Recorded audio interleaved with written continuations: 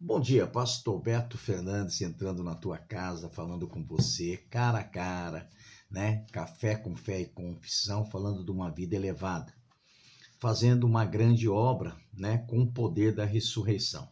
Um grande escritor chamado Charles Swindoll escreveu: Todos nós deparamos com uma série de grandes oportunidades brilhantemente disfarçadas em situações impossíveis. Temos a tendência de querer começar no topo da montanha. Quem não iria querer o sucesso dentro de uma embalagem, pronta entrega e uma bandeja de prata? Porém, falando de forma realista, costumamos começar pelos problemas, tendo a responsabilidade de encontrar uma maneira de dar uma levantada na situação. Interessante, né? Tornando-se melhor e fazendo com que ela se conforme com a vontade e o prazer de Deus. No processo de levar o que talvez pareça ser uma situação impossível, nossa vida também é elevada. Frequentemente as pessoas querem fugir dos problemas em vez de solucioná-la. Mas Deus não nos chamou para fugir dos problemas. Ele nos chamou para sermos solucionadores de problemas. Jesus veio para um mundo cheio de problemas. Paulo ministrava a igreja cheias de problemas. Vivemos em um planeta cheio de problemas. Não se decepcione quando você perceber que a vida não é exatamente o céu na terra ou alguma espécie de utopia. Deixe Deus levantar você e decida ser um canal do seu poder para levar a vida a outra pessoa. Em vez de nos isolarmos de tudo que é negativo, desagradável, podemos procurar ser agentes do poder da ressurreição de Deus para aqueles que necessitam ajuda divina. O missionário C.T. Studd certa vez observou: alguns querem viver cercado pelo som da igreja ou de sinos da capela. Eu quero dirigir uma central de resgate bem no meio do inferno. Compartilho do mesmo sentimento, meu irmão. Eu compartilho. Eu acho que nós temos que estar nos lugares certos, né? Lá onde as pessoas precisam de nós. Aleluia. Neemias capítulo 1, verso 2 ao 4 diz: Então lhes perguntei pelos judeus que escaparam e que não foram levados para o exílio acerca de Jerusalém. Disseram-me: os restantes que não foram levados para o exílio e se acham lá na província estão em grande miséria e desprezo. Os muros de Jerusalém estão derribados e as suas portas queimadas.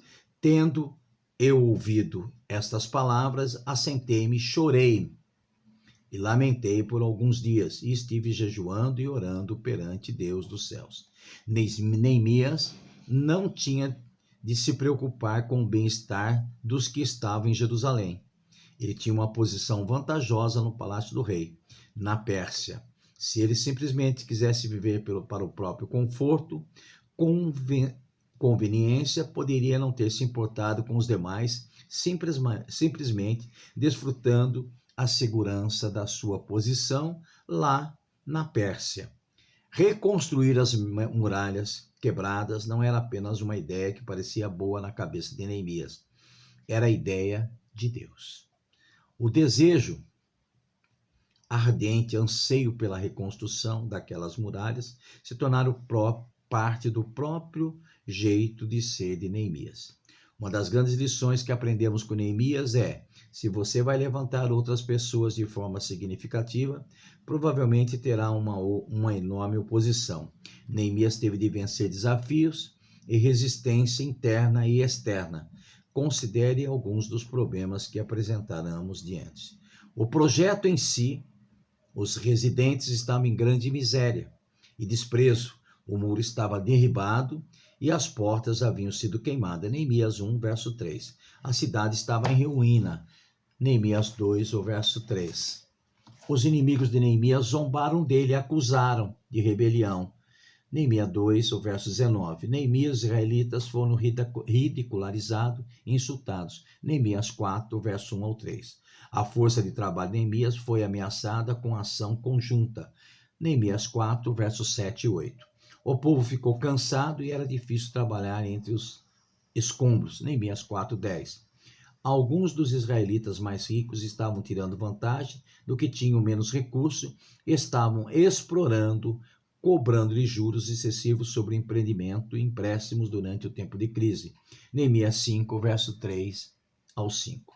Depois de resistir aos desafios externos e de superar os desafios internos, surge uma cilada em potencial. Neemias responde, magnificando a importância do seu trabalho. Meu irmão, minha irmã, quando nós decidimos viver uma vida cristã reta, correta, na presença de Deus, dificuldades vão aparecer.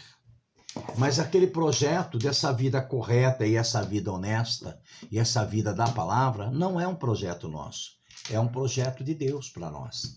E nós precisamos agora estar decididos a viver isso.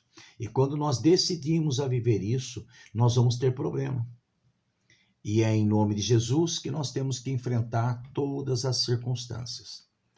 Eu não sei você, mas a vida cristã, ela é maravilhosa, mas ela não é muito fácil. Há perseguições, há desilusões e tudo isso dentro da vida cristã. Mas nós precisamos nos manter firmes, não para o nosso bem-estar, mas para obedecer o que a palavra diz e influenciar outras pessoas. E você é um influenciador na sua casa pela sua posição em Cristo. Você é um abençoador na sua casa pela sua posição em Cristo. Então você deve viver realmente uma vida em Cristo. E essa vida em Cristo vai te trazer benefício. Não se importe com as implicâncias, com os comentários, nem com as facilidades que o mundo traz. Se importe sim com aquilo que você faz em Deus, porque isso terá um resultado na sua vida eterna e na eternidade. Um bom dia, Pastor Beto Fernandes, que te ama, no nome de Jesus. Amém.